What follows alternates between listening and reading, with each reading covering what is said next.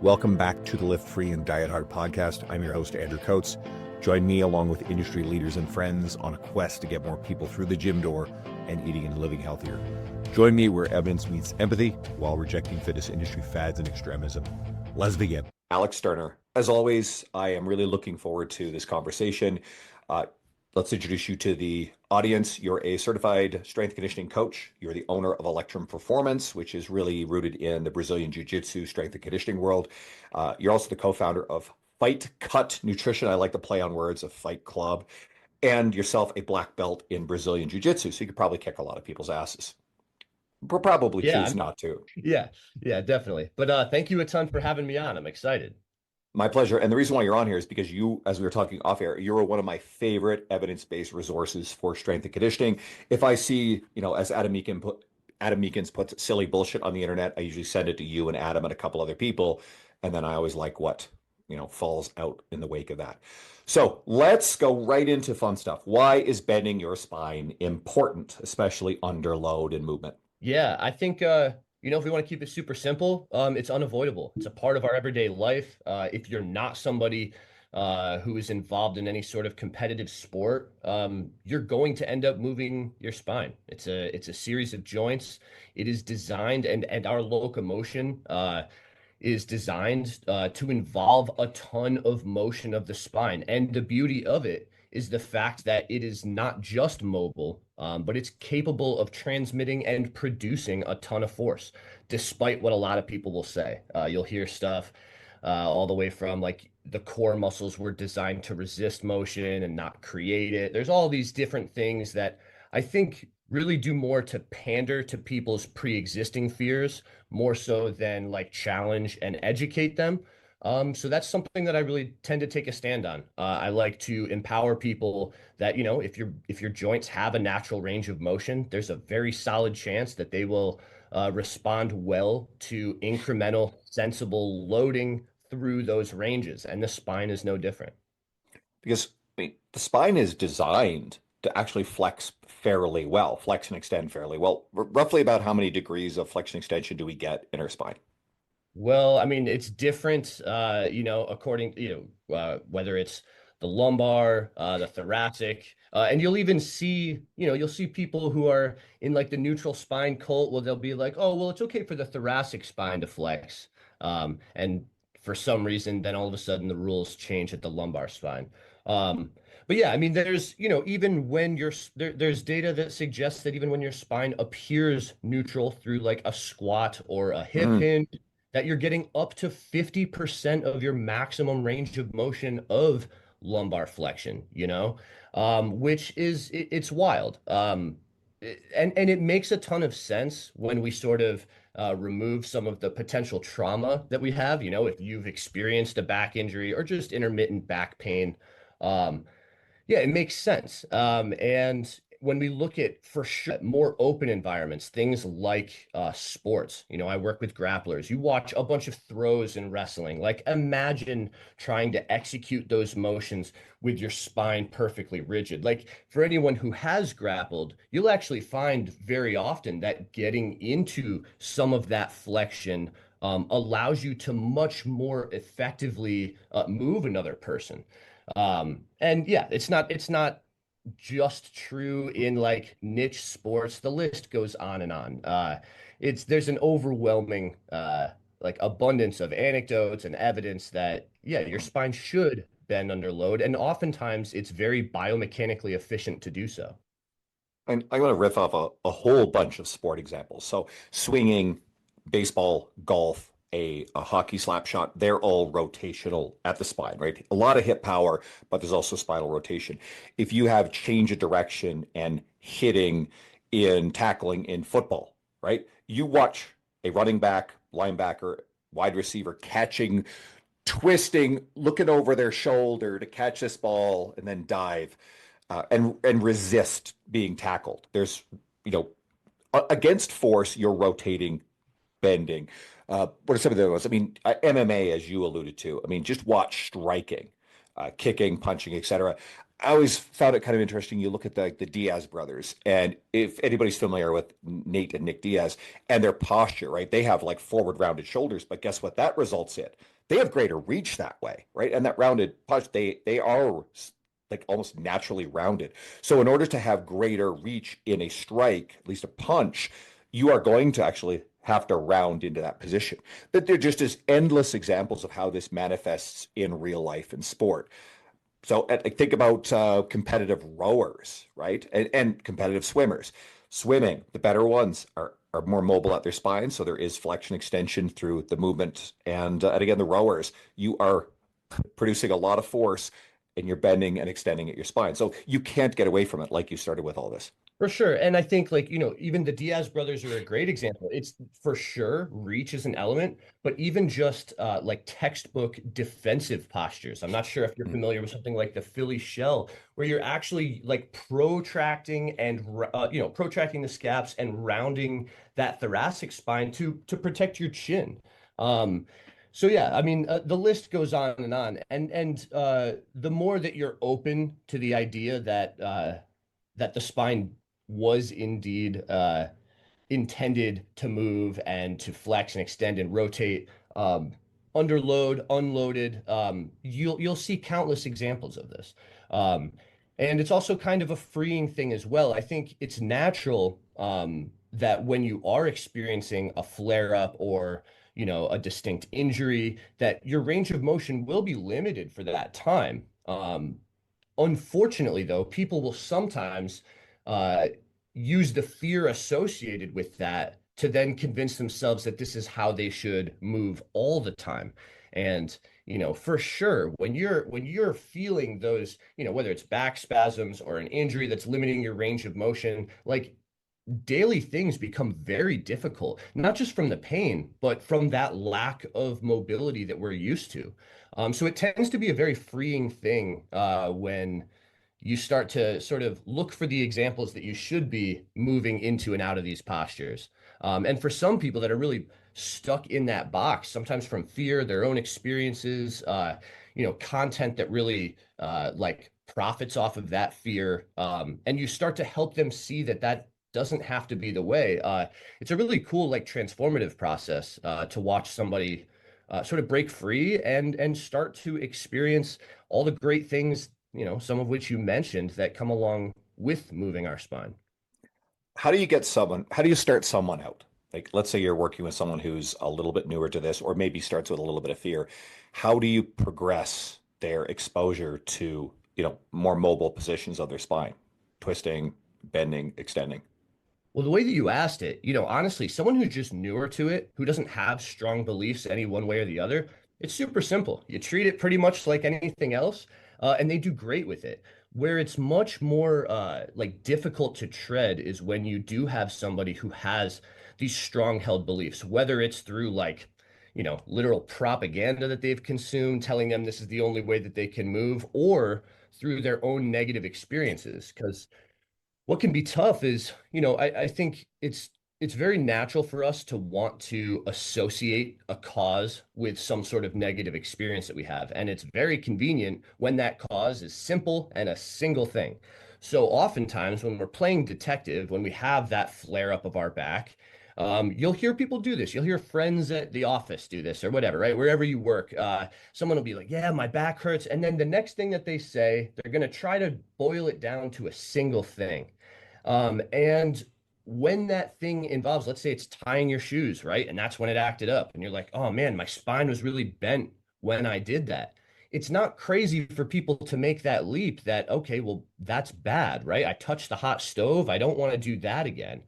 So yeah, those scenarios are much more difficult with people. And I think, you know, as opposed to even though I love reading about this, I love educating myself. I think bombarding people with too much is very often counterproductive, especially when they're in person. What I really like is sort of like motivational interviewing, right? Asking the right questions, getting them thinking, because like we said, it's very easy to identify this in plenty of different contexts to recognize the value in being able to move your spine. It's not a tough thing to observe in our day to day. So it's also not such a tough thing to guide somebody to without just telling them, no, this is how you have to do it. And I think also understanding that the motivation is often very fear driven.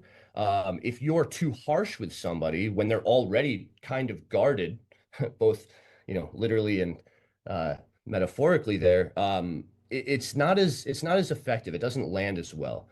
So a lot of that motivational interviewing works well. Another thing that I really like to do is to sort of plant a seed with something and over time sort of water that, right? Except that today I don't have to change this person's entire view of their body and how it functions. Today, I'm just going to plant a seed. We're going to do some things that are productive, maybe even indirect in terms of getting us to where we want to go. And just accept that over time, we're going to sort of revisit it. And oftentimes in a very open and question-based format, you know? Because if you're asking the right questions, good things tend to come of that. Go for it. So, a thought here, one of my favorite ways to take a client and introduce this, especially for older adults, is I like, rotational medicine balls, throwing them at the wall or, kind of slamming them, that sort of stuff, because you actually get, a higher velocity, flexing of the spine, right? And what do you think there? Because or a sledgehammer swing. I really like swinging a sledgehammer on tire. Now, there's less emphasis on eccentric loading there. That's a bit more concentric and explosive. And the explosive discussion, last episode, Robert Linkle, if anybody wants to get into that, training older adults, we talk a lot about that. So dive in there, guys, please.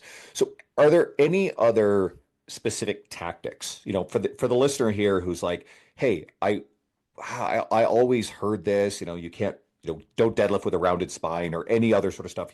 Every core drill has to be anti-rotation, anti-flexion stuff. That's the only thing we can do. What are some of your favorite ways to, like training methods, exercises that can gradually introduce someone into loading, into more range of motion with their spine? Yeah, I think that you really got to the heart of it there. Sort of baking it into something else, right? Like when you tell somebody that we're throwing a med ball into the ground or we're swinging a sledgehammer, they're not immediately going, "Oh, what is my spine doing here?" And you're almost sort of like distracting them from the fact that they're doing the very thing that they need to do. And I think that's brilliant, right? I think there's lots of ways that we can go about that. And it really depends on the individual and where their, either mental or physical barriers are. And so honestly, it's pretty simple. Again, through questions, it's going to pop up pretty quickly. And sometimes the biggest trigger for somebody is actually velocity, right? So in that Mm. case, we might not start off with something like that. We might find our way there eventually. But yeah, I think taking the low-hanging fruit first, the things that are less scary for them, right? And then what's kind of cool is you'll oftentimes find something that is pretty adjacent in terms of the demands on the spine. And for whatever reason, whether it's negative experiences, whether it's beliefs because of people fear-mongering stuff online, even though you've got two things that are overarchingly the same thing as it relates to the spine, one of them will have this crazy high like fear response, and the other one they'll be pretty cool about, right? So through asking these questions, I actually an Give example us I a, have. There, yeah. go ahead. I was going to say, give us an example of what you're talking about. Yeah. So this one wasn't so much with motions of the spine, but it was a client who was really, really worked up in terms of just deadlifts in particular, and that word, right? Like if something was a deadlift, oh man, the second that I mentioned it, the second that we're going over programming feedback for the next program, and sort of float something by in terms of a deadlift, and that person's like, oh my God, like already you can tell that the tone of their voice has changed. There are some serious like emotional barriers there. And so what I ended up doing with this specific client, eventually over time, we started to do RDLs, and that's how I verbalized the exercise, right? And then after us doing RDLs for a period of time, they made incredible progress, well over their body weight. And it's a female client. It was a substantial amount of weight that they were doing 4 reps, and then I sort of floated it by for the next program. We're talking about feedback. I'm like, yeah, so how do you feel about conventional deadlifts? And she's like, oh my God, I can't, there's no way that I could be doing deadlifts. And I'm like, so we've been doing RDLs now for a couple months. What do you think the D and the L stand for in RDL? And what's really cool is sometimes when we do this in retrospect, right? If beforehand, if before I ever gave her an RDL, I said Romanian deadlift, like we'd be going in with those same barriers. But because we sort of breezed past that and we started to do the thing, and she's very physically capable of doing it, she starts to do it. And then all of a sudden, I can then point out the inconsistencies. And I'm like, hey, between us starting with like a lighter conventional deadlift and you doing these relatively heavy RDLs, if we just look at the forces and the angles and everything that's going on in terms of your lumbar spine, which is what you're so worried about, they're not so different, right? And then all of a sudden, having already done it, she was able to take some of that confidence that she had here and she started to slide it over to the other one, which allowed her to be more open to it, which allowed us to start doing it in a way that if I just forced the issue, I knew physically she was ready to go. But if you take somebody who has those negative expectations, those negative experiences, and you force, like you're pushing them towards something that they deathly do not want to do, it's going to not have the same positive results. And she was able to then get into deadlifts and break down those fears. And now it's a matter of like we're exploring different variations. Like, hey, let's try sumo deadlifts. And I don't think that any of these are particularly magic, but it's really cool when you take an entire category of exercises that someone has been scared of doing, and now all of a sudden we're knocking them down one after the next one. It's just like cool side quests to get over and really squash this like negative self-belief that we have. There's something related to this, and I want to open it up to you. I think that there's a corner of the industry that looks at, and even some really smart people I love, and then some other people I'm not such a big fan of, that look through at all training as having to be optimized for muscular hypertrophy, right? And I'll say on one side, one of the best things that you can do on an ongoing long-term basis is to try to build muscle mass, because strength and muscle outside of extreme ends of like trying to maximize strength performance at certain weight classes, muscle mass and strength tend to run concurrently for the general population under most circumstances, right? Trying to do separate styles of training gets ultra specialized, right? It's not worth it for most people.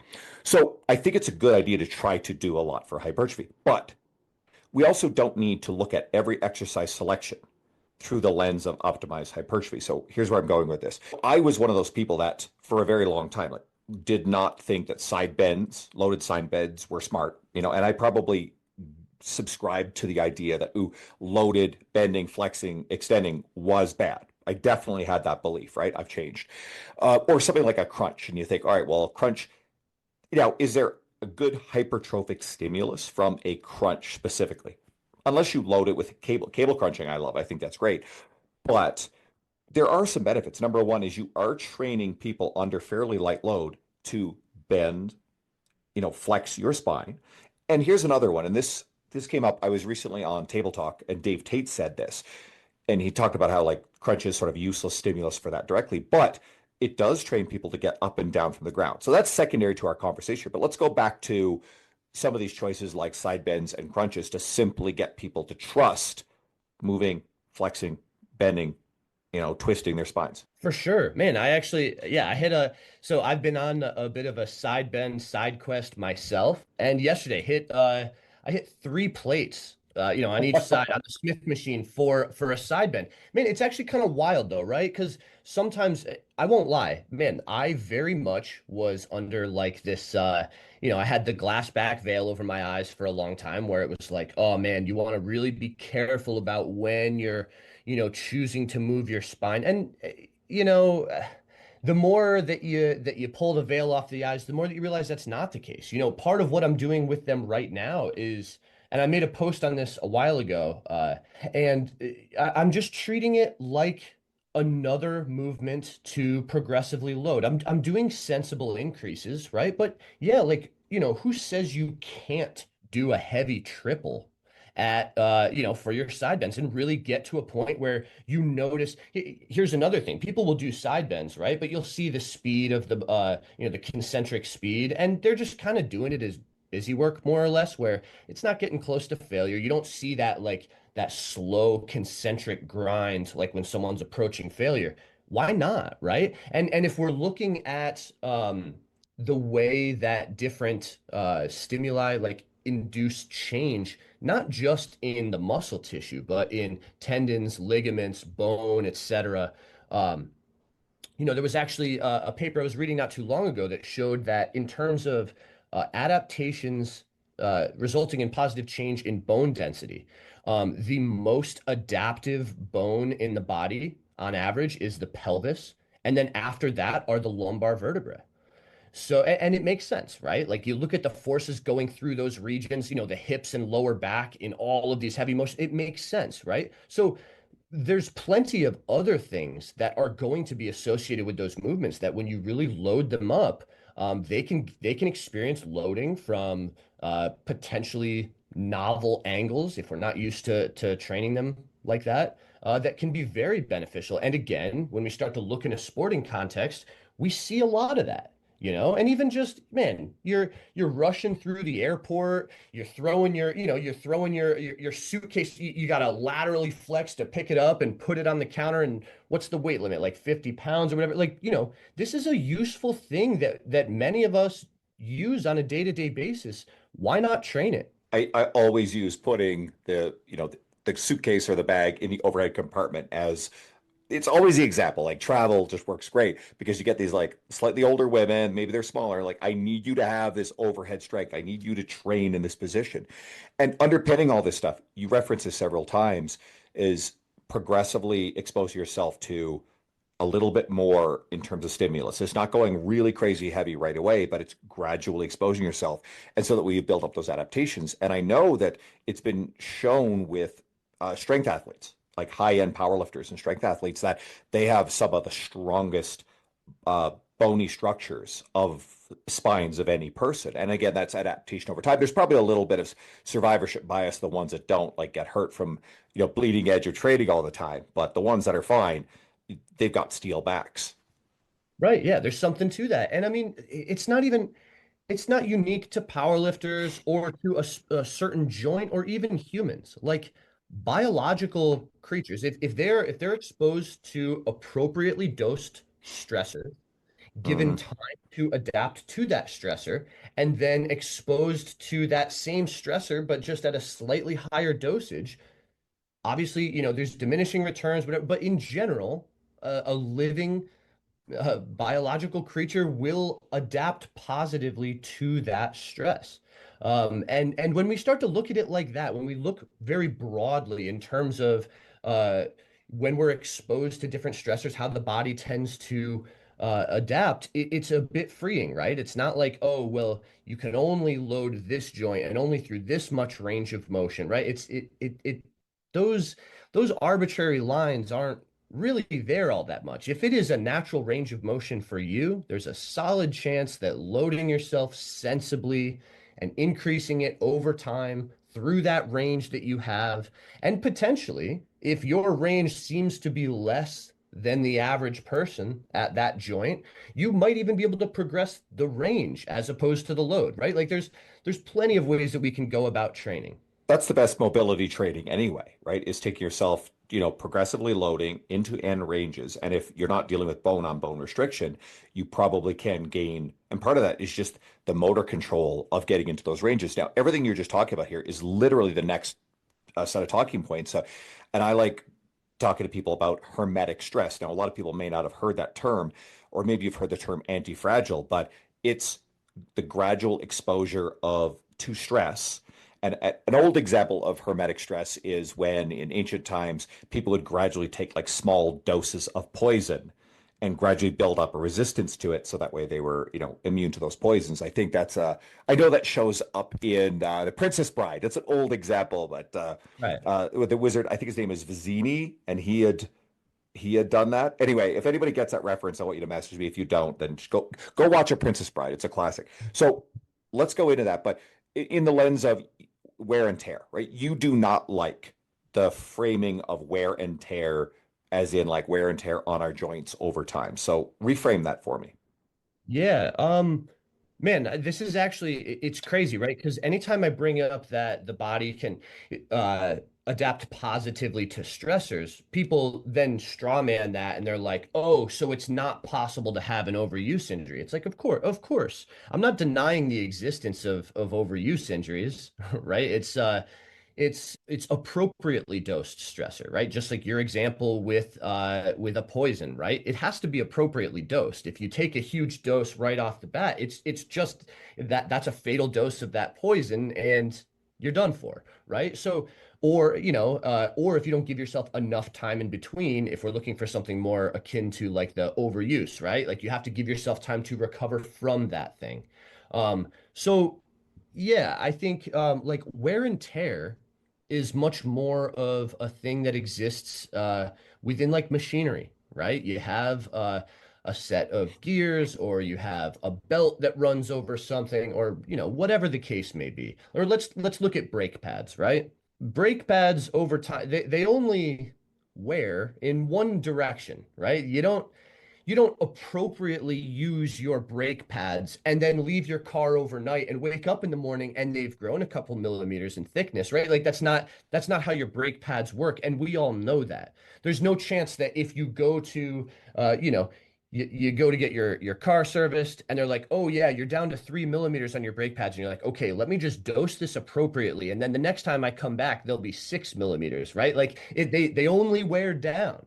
Hold on now. Hold on. I swear, and I'm joking, but I swear, I can't count the number of times I've heard some sort of like weird thing on my Jeep, and I just pretended it wasn't a thing. And then after a while, it went away and everything was fine. Come on now. I joke because we all try to do that. But your point is machinery doesn't heal. Right, right. And doesn't heal, doesn't certain things that are like these focal or breaking points don't become more resilient over time. They really only move towards degeneration, right? And yes, there are degenerative properties in the human body as well, but there is also so many examples of positive adaptation. I think this is also particularly relevant as people age. There's so many people that think, well, oh, okay, well, plyometrics, you shouldn't do those after the age of 40. And it's like, okay, at what age does the human body stop positively adapting? Now, we may have to be a little more mindful for, how quickly we can recover, how quickly we get into that thing. Of course, I'm not saying to just be completely and totally reckless. However, as I'm sure you haven't released it yet, so I haven't heard the Robert Linkle It's episode, but I'm sure. it is out now, but yes, Oh, it you'll is get out. to Wow, dive you in. caught Yep. me. My No, bad. you're good. Well, it's Um, today. okay, okay. So I'm not too late. But yeah, I'm sure like talking about working with older populations, it's not that people all of a sudden can no longer adapt. We just have to be mindful of how we expose people to these stressors. And I think that's important too. And again, a lot of these things, when you tend to reframe them like this for other people or for yourself, it tends to be a very optimistic and refreshing and liberating look on movement, the human body, on aging, on all of these different things, which sometimes can feel very dark, right? And you've got like the existential dread of like, damn, every year I'm setting another age PR, right? I'm just getting older. And it can be kind of it can seem very doom and gloom if we frame it the wrong way. But when you start to look at the fact that, I have a client that started working with me not too long ago that's in her early 70s, and like she is very noticeably positively adapting, right? She's getting far better at performing these movements, at displaying her ability to correct herself partway through a movement, like all of these things that will translate very well to her day-to-day life. And I think that this optimism is very important, right? Like to feel like, I'm over the hill now. Oh, I can't, man, jumping, I'm too old for that. Like says who, you know? And I think that optimistic outlook is healthy. It allows us to, it's like a breath of fresh air. It allows us to really find more joy in training when otherwise we might feel like, what's the point? And this goes to again something me and Robert Linkle talked about. This has come up elsewhere recently. As as we get older, our ability to express power, explosiveness, those decline faster. We definitely lose muscle mass as we get older. We lose strength as we get older, and we lose bone and mineral density. And those things do happen at certain rates. Resistance training can attenuate the loss of those, can slow down the loss of those. But the power and the explosiveness stuff, we can appropriately dose this stuff as well. And something that really struck me, and I don't know why I just didn't understand this as well before, but I recently listened to Stuart McMillan on Huberman, and like they're talking about skipping, and it just they talk a lot the first half of the episode breaking down about the skipping motion. And first of all, it is explosive, right? And there's a difference between like maximal force production skipping as like hard and high as you can versus just the action of it. And it's playful, which I think is good, but you are getting an explosive jumping. It effectively is plyometric. Like Stewart calls it plyometrics, right? And so maybe you don't have somebody jumping up onto a box, but you actually have the skipping motion. And then of course you are landing and you're absorbing force there. So this is extremely positive for bone mineral density adaptation. And I'm now of the belief that just resistance training alone is not enough for optimal bone mineral density maintenance. And I think we actually need to have something along the lines of some jumping, but skipping is a really accessible way and to introduce it or to do it consistently at volume. Thoughts? Yeah, yeah, man.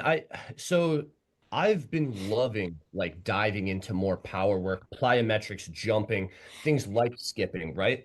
It's funny. So talk about a paradigm shift that I took when I started to really work with my jujitsu athletes and like higher level guys where I accepted, I'm like, look, I only have so much time with them.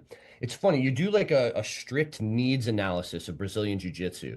Um, Power and explosiveness is not really something that is all that predictive of success at the highest level. There's a lot, some of the most dominant champions of all time are not very explosive at all. So I actually started, I started to phase out a lot of power work that I was doing with my athletes, based on that needs analysis. And I'm trying to maximize my time, whatever. Um, and I've actually made like a huge shift there. Um, I really think that, if you look at a lot of these different motions, one that I've been doing a ton myself and doing with my athletes is either, continuous broad jumps or continuous single leg hops or things like skipping, right? Where we're very rapidly impacting the ground and rebounding and producing force the other way. And absorb Absorbing eccentric. So this is something that Stu talked about on this episode, and I've heard this separately about. And I can't remember the context. It was probably my friend Luca Hosvar talking about this. I know it was about Luka Doncic, who's the one of the best current basketball players, and I think he scored like off the charts when his ability to absorb eccentric force. Because if you do that, then you can then more quickly translate into the next movement. You're just simply faster that way. So please go on. I interrupted you. yeah, so I think like if we were to look at any half-second window that occurs in my weight room, that's got, you know, uh sometimes up to 10 people in it, 12 people in it at one time, right? Throughout an entire day, athletes, regular people, etc. And we were gonna have to try to take a snapshot of a half a second where the greatest forces are present. You might think it's the guy deadlifting 600 pounds, right? Or the guy benching. Man, it's honestly, you take even one of the more like average Gen Pop clients doing something like a skipping motion, which again, like you said, it's not the most extreme expression of force or rate of force development, right? But that moment where we are absorbing our body weight, sometimes like a Mm. skip or single leg hops on one leg. One leg is absorbing all of your body weight and then rapidly rebounding it in the other direction. That small window is such a potent stimulus. And that's another thing that I really like to lean into or really fight against online is this idea that like impact is bad. Like everywhere you've got these marketing terms like low impact, blah, blah, blah, as if that is inherently good. It's not. Impact is a beautiful stressor. And again, like everything else we've talked about so far, it needs to be dosed appropriately, right? I'm not giving these people, sets of 500 single leg skips, right? Like obviously at an extreme, impact can cause overuse issues. At an extreme, it can cause like very catastrophic acute injury, right? But if anything, that's all the more reason to learn how and to expose your body to that thing so that it can be better equipped to deal with that. That sort of leads me also into like the risk versus reward thing that you see everywhere, which is the more you sit and think about that, people could talk about the risk versus reward of exposing my athletes to impact. So often, when we're talking about any motion or force in the weight room, or even just you could look at it in terms of cardio for anything. The short-term risk that you are imposing is oftentimes like the decreased rate of that is the reward. So if you're going to use that short-term risk as a reason not to do the thing, you could just as easily make that argument to say that because your long-term reward of a decreased risk of that thing, that means that you actually should do that thing. And there's plenty of context, even if someone says, "Oh, the risk for the risk to reward isn't worthwhile on, it'll be, they'll say deadlifts or high impact training." It's like, okay, here's one that no one really seems to dispute. If I was to give you a some metabolic intervals on an Airdyne or an assault bike, right? There's really no way around it. Your short-term risk for a cardiac event would go up in that amount of time, right? You would be at a greater risk for a heart attack then than you were 5 minutes before we started.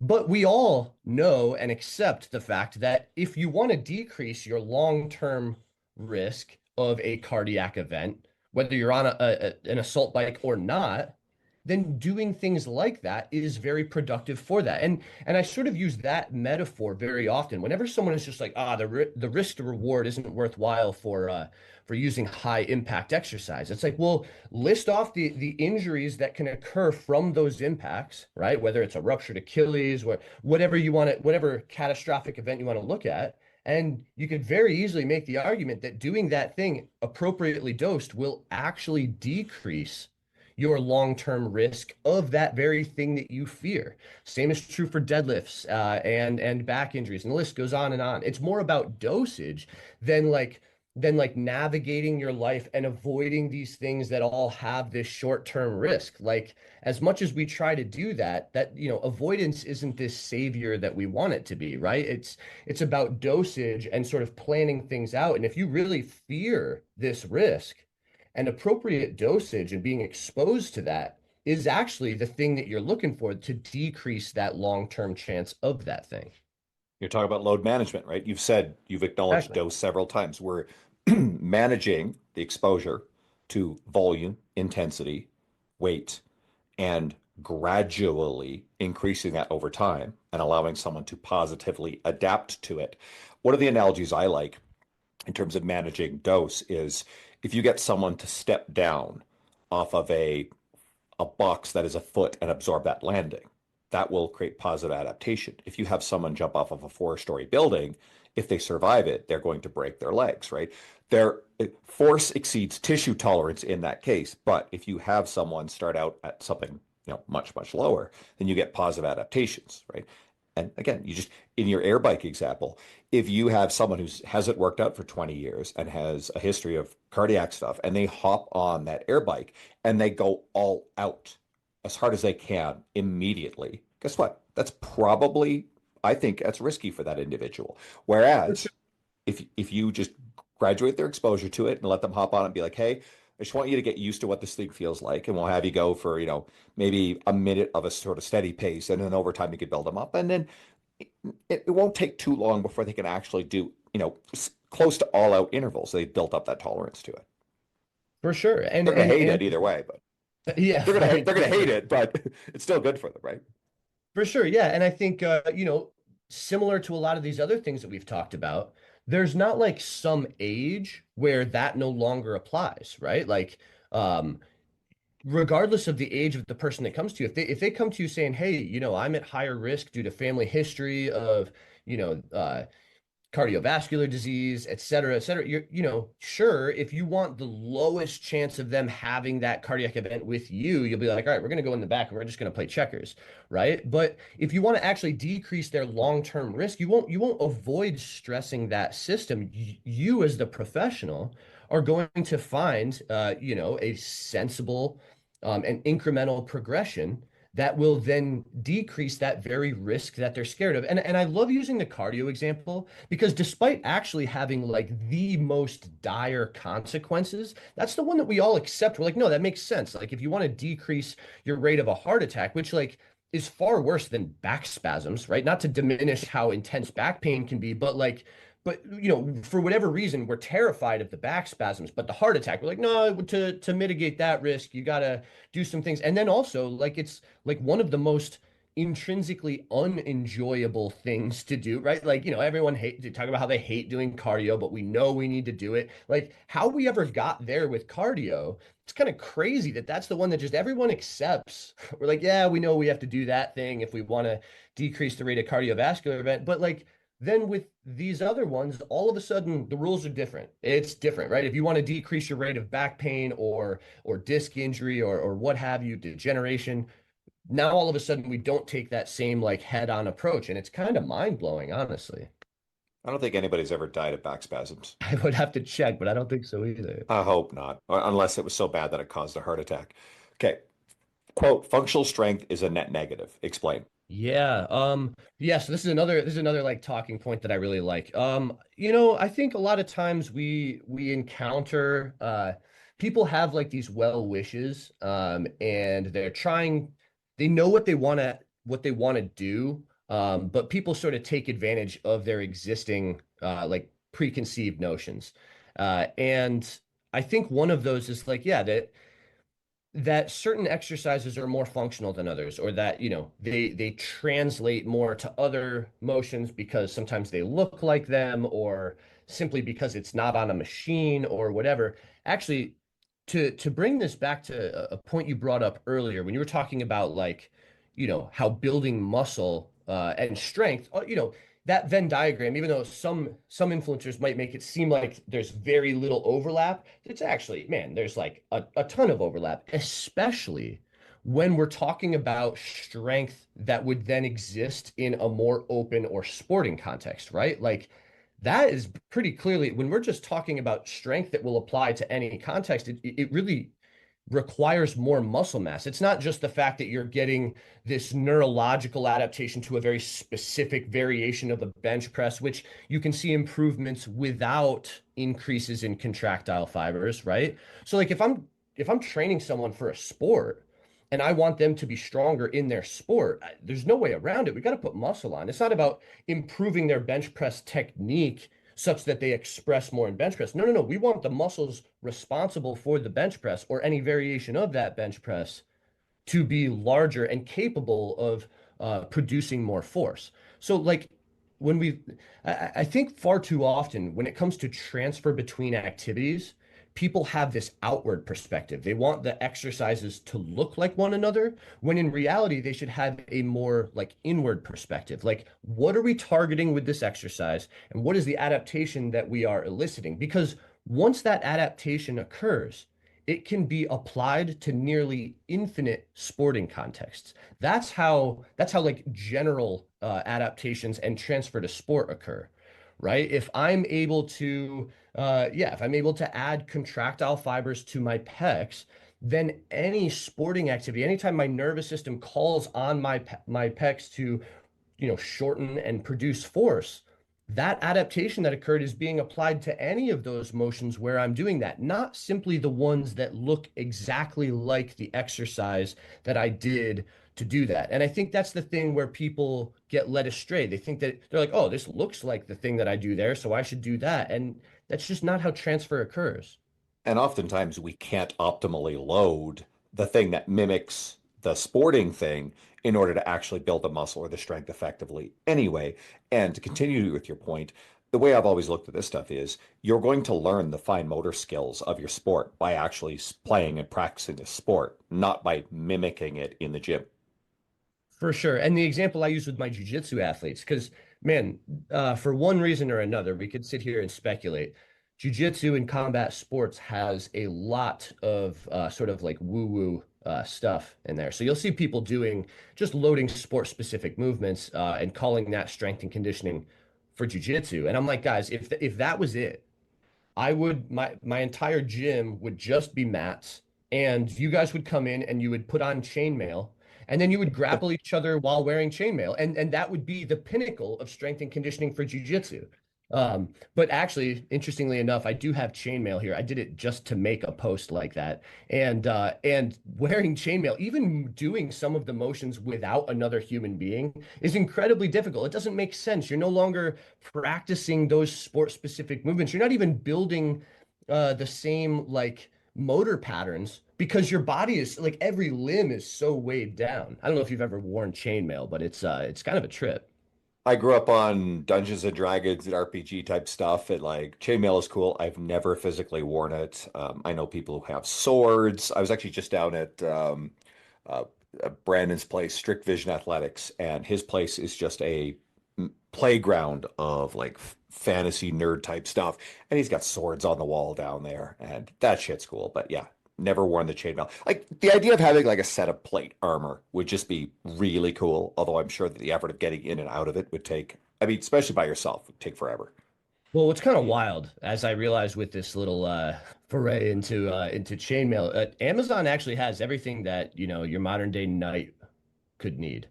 Just as an aside, yeah, I mean, I had this idea for a reel, and I'm like, okay, like, is this on Amazon? Because I wanted to make that point. I'd done so verbally, but I'm like, it's social media in today's day and age. I'm like, nothing would paint this picture better than my, me actually wearing chainmail and doing the thing. So I checked, and of course, Amazon has, they've got all sorts of kinds of chainmail, and it's wild. There is a viral post I've seen recently, and it's dost thou even hoist?